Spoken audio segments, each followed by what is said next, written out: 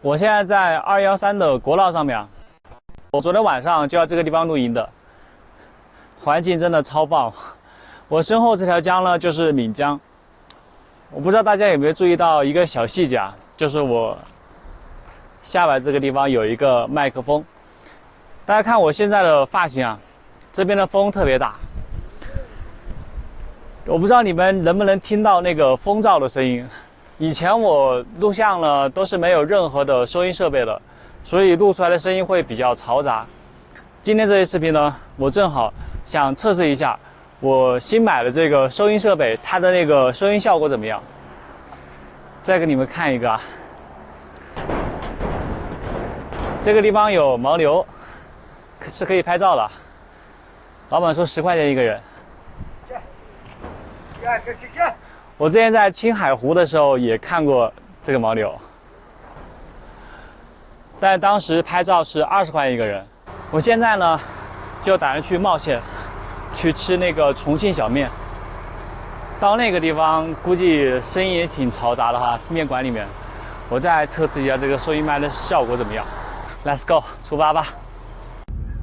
我现在在走山路啊，这个地方全程区间测速40。而且全是那种弯道。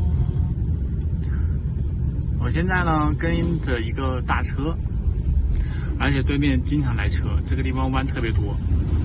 我提醒大家，如果说大家跟这种大车，一定要保持一个安全距离。因为它转弯的时候会速度特别慢，如果说你一不留神的话，很容易追尾的。而像这种下坡的弯道啊，建议大家不要超车，再加上区间测速。大家能不赶就不要赶，你知道吗？很危险的，因为对面经常会来车。刚才就有个车超过去了，差一点就撞了。我现在已经到茂县的客运中心这个地方了，我要去找找这边的一个面馆。我现在已经到茂县的市中心了，我看了好多那个渣渣面，你们有没有吃过渣渣面？我进去看一下渣渣面是什么面。我现在手机拿得比较远，以前录像的时候手机拿得比较近，因为我没有收音设备，所以我就拿得特别近，让我的声音尽可能的去录到手机里面去。给你们看一下渣渣面长什么样子的，看起来还挺有食欲的哈。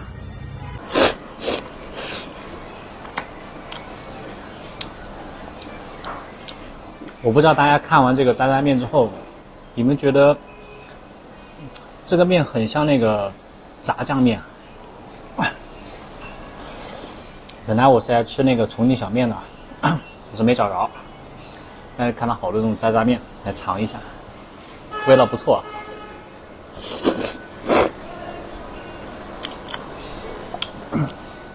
我给你们看一下这个收音麦，它的那个效果怎么样？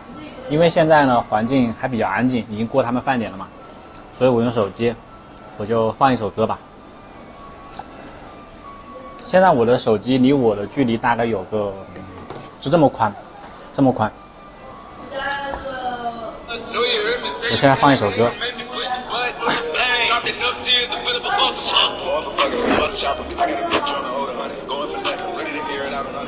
我以前没有收音麦的时候，只要遇到那种嘈杂的环境，基本上我的手机收不进音的。现在呢，我就把我的声音我就不关，我把我的这个麦克风的声音关掉，你们再听一下。现在这个麦克风我已经下了，我再把声音打开。还是同样的距离，你们看你听我的声音听到跟之前比的话，明显吗？我相信大家已经听得很清楚了，这个收音的效果还是挺好的。可能这个时候就有人问了，黑白，你这个时候是不是要打广告了？是不是这个时候是不是要说这个收音的品牌了？我跟大家说一下，我不是打广告，我只想告诉大家，如果说大家要做自媒体，如果说大家要在户外去拍视频的话，这种环境音特别嘈杂的时候，建议大家配一个收音麦，或者像一般手机都有耳机，对不对？你们戴个耳机，然后把麦克风离嘴巴近一点也可以。这些视频呢，其实我也挺满意了，因为我没有想过这个收音麦的效果这么好。唯一不足的就是它必须用它的 APP 去录像，但是好处是什么呢？就是它可以通过蓝牙去连接这个手机。你像如果用其他的话，可能接口它有个接收器嘛，可能有的接口也要买安卓的或者买苹果的。你用2个手机录的话，可能要买2个接口，这个直接通过蓝牙就可以处理了。